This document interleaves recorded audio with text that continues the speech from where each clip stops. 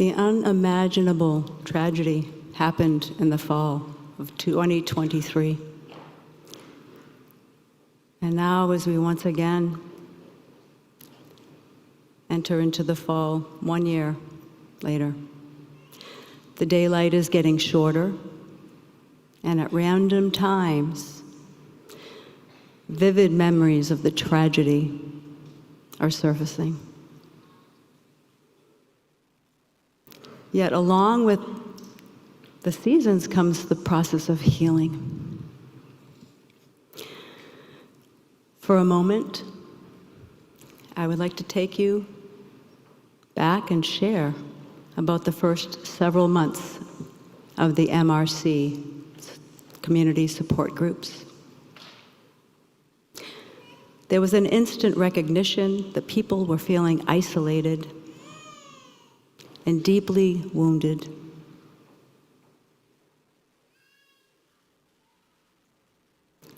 When the victims and survivors listened to each other,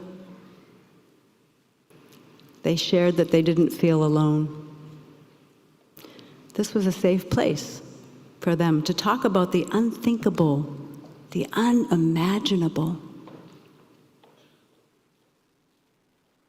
Horror that they couldn't share with family, friends, co-workers, and those who hadn't experienced the same ordeal. They identified with each other, witnessed each other in pain and grief, and supported each other.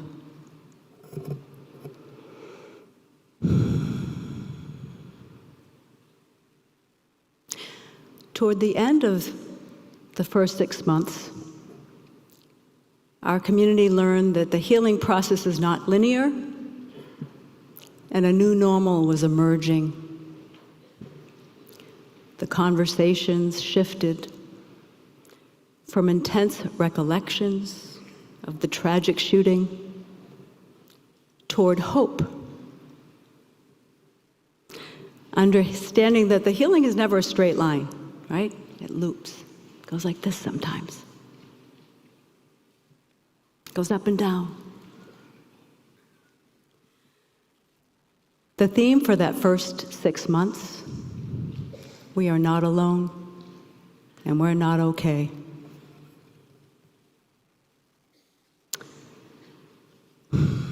We talk a lot about vicarious trauma and PTSD and the field of trauma recovery. We don't seem to talk as much about vicarious resilience, vicarious healing, and post-traumatic growth.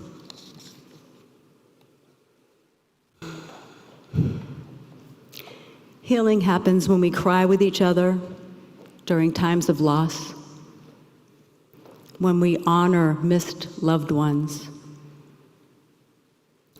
the changed bodies from physical wounds and surgeries, and the psychological, emotional, and spiritual pain. Healing also happens when we cheer each other on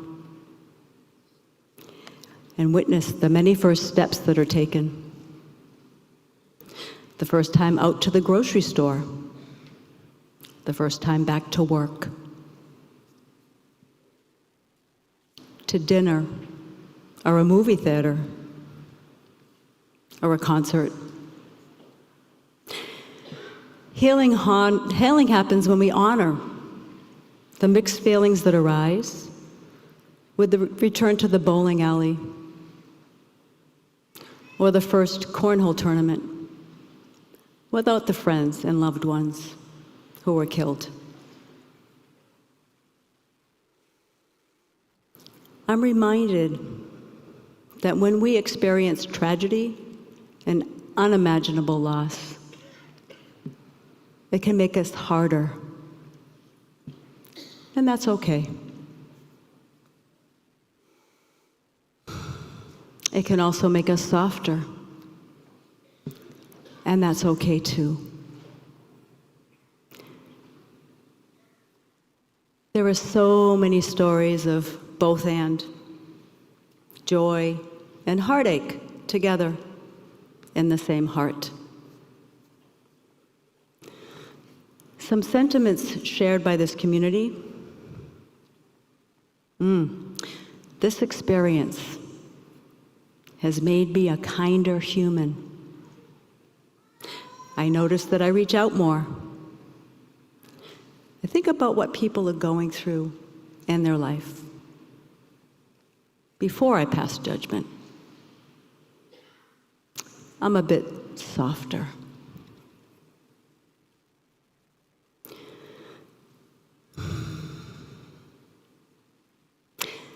An individual shared the conflicting feelings upon the discovery of being pregnant 5 days after the shooting,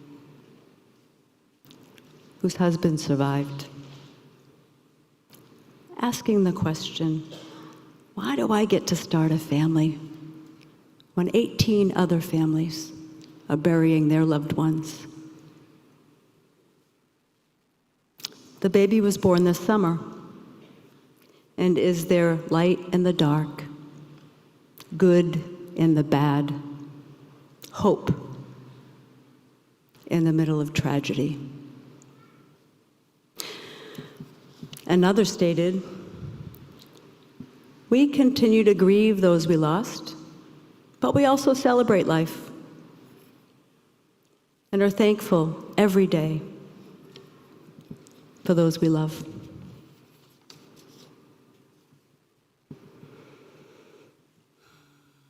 After the 6-month anniversary, people formed friendships, showed up for each other. There were budding romances. Babies were born. People got married. And others died from natural causes. People were navigating, moving forward, celebrating while still holding grief, pain, and trauma.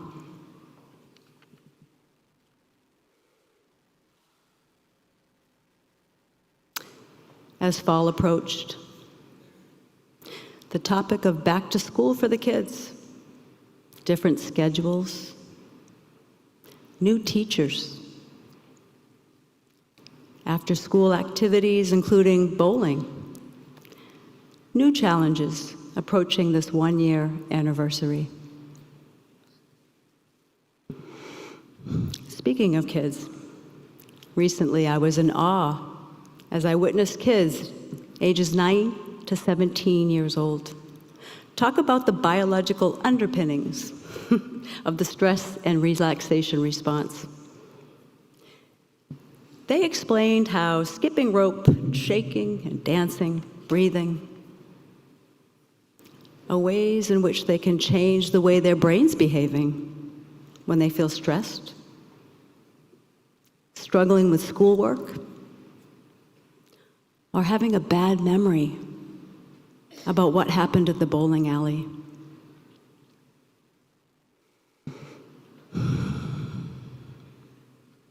These incredibly resilient kids are our future leaders.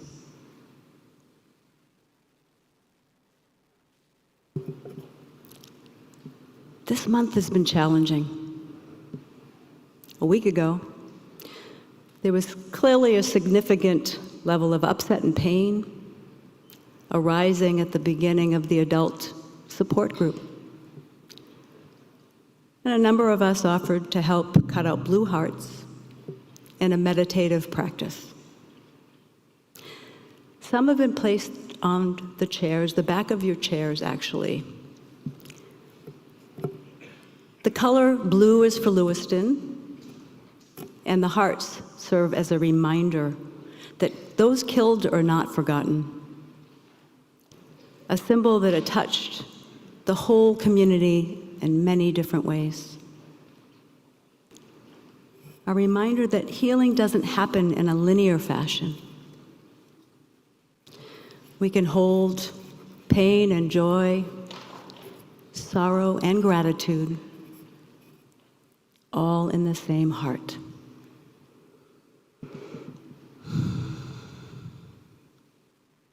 The theme for the second 6 months: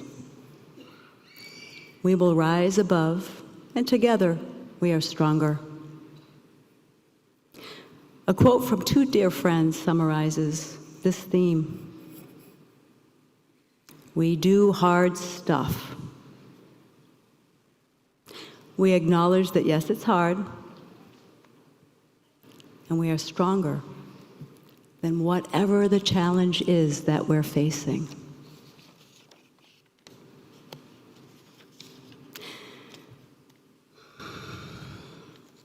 As my time with you comes to a close, I invite you to hold a blue heart or a candle.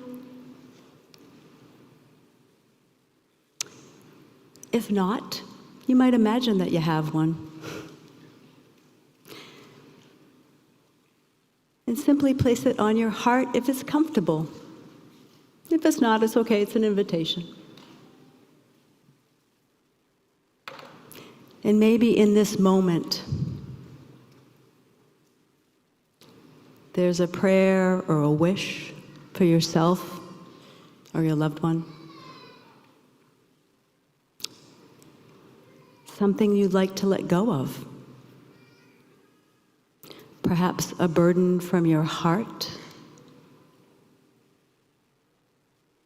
a pain from your mind, and in your spirit, a sorrow. Let's take a few breaths together, shall we? And again, it's an invitation, if it's comfortable.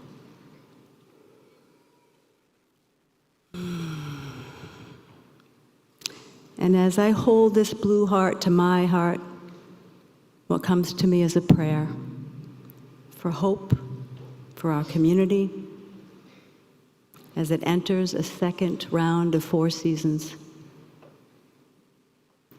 A prayer for those moments of joy without guilt.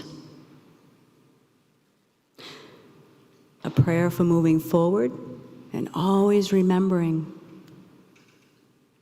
the people that we love that are not here. Honoring their memories. And honoring where we are in the healing process in each moment.